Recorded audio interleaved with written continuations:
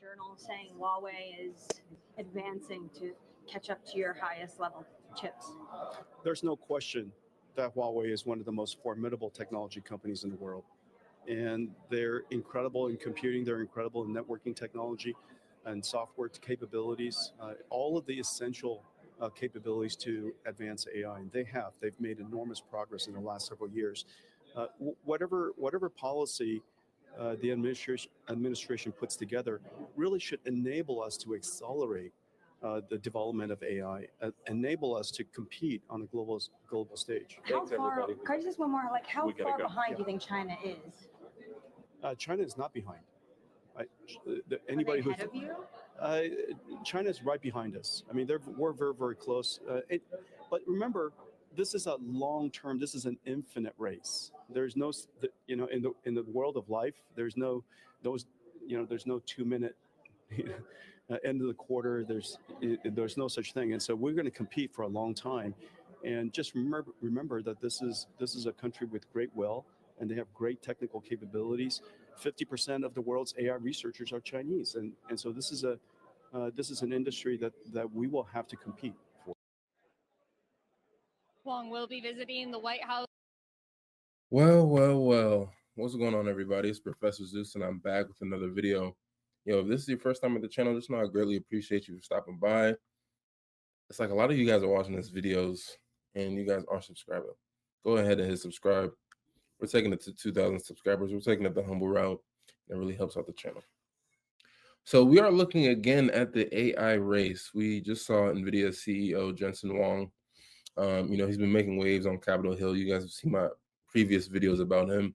And he's essentially sounding the alarm that, 50% of the world's AI researchers, they're Chinese.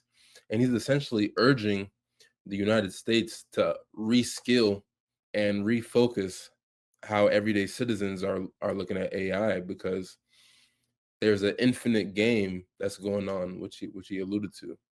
But what does this really mean for the AI space? And why are us as U.S. citizens, why are we falling behind? And I'll try to connect this to one of my previous videos about Beijing's move to mandate AI education for kids as young as 6 years old, starting September 2025 this year. So let's try to break it down, right? So I believe it was yesterday, Jensen Huang, the CEO of NVIDIA, he spoke at the Hill and Valley Forum in Washington, D.C. And, his message was clear. The U.S. is in a fierce long-term race, for AI supremacy, and China is not lagging behind.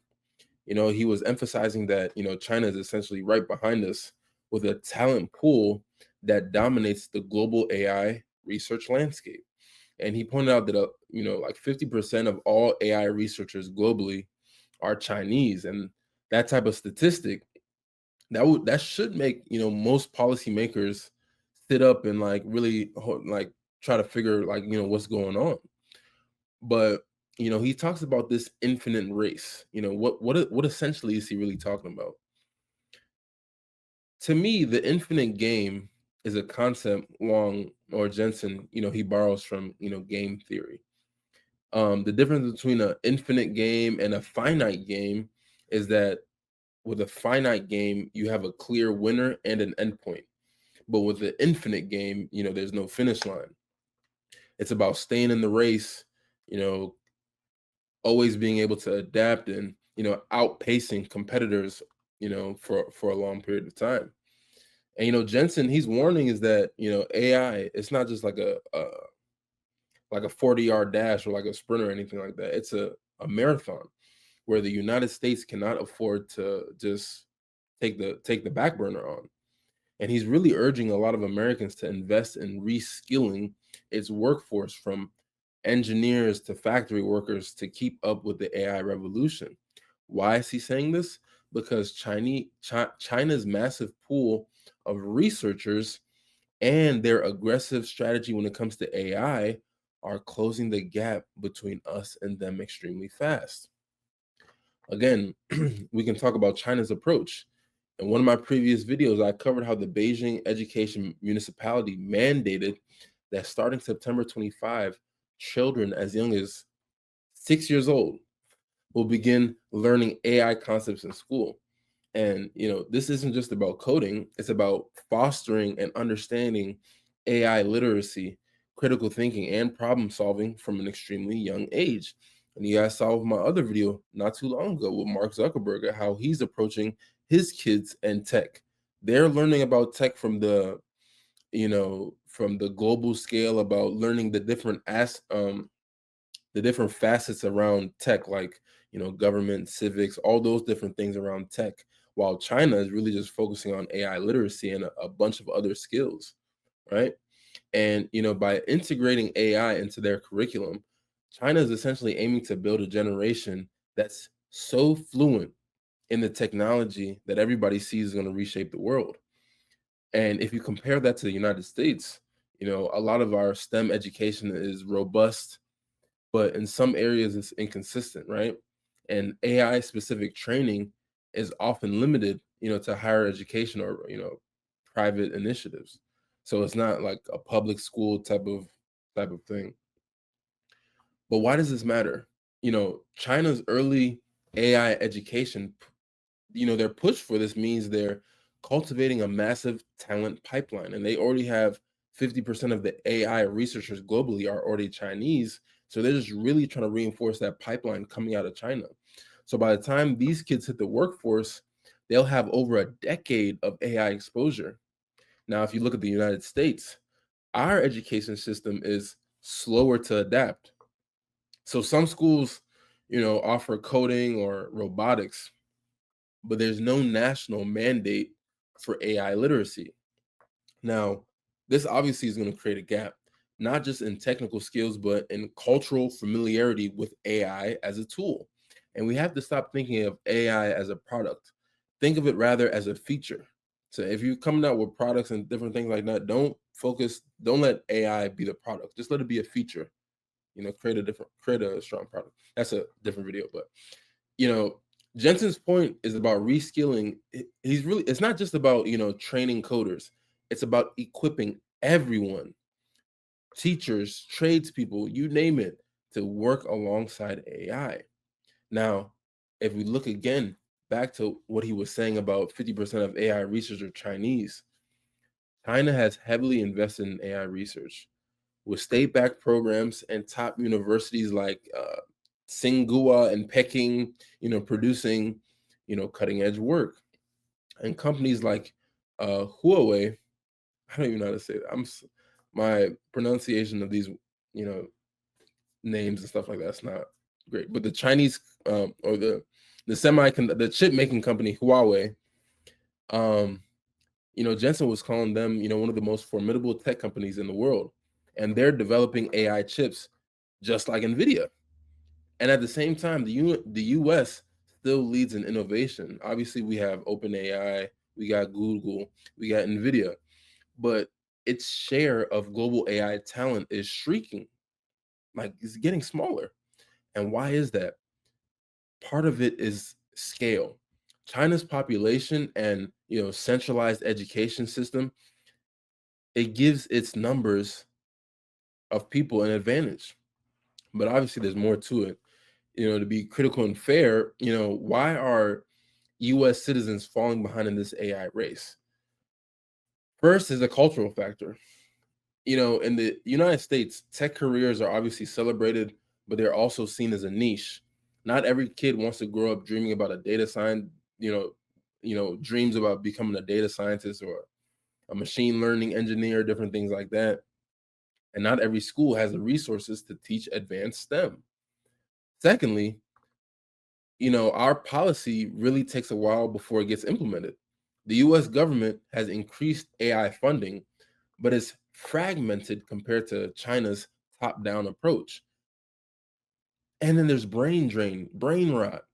A lot of, the top AI researchers in the US are international, including from China.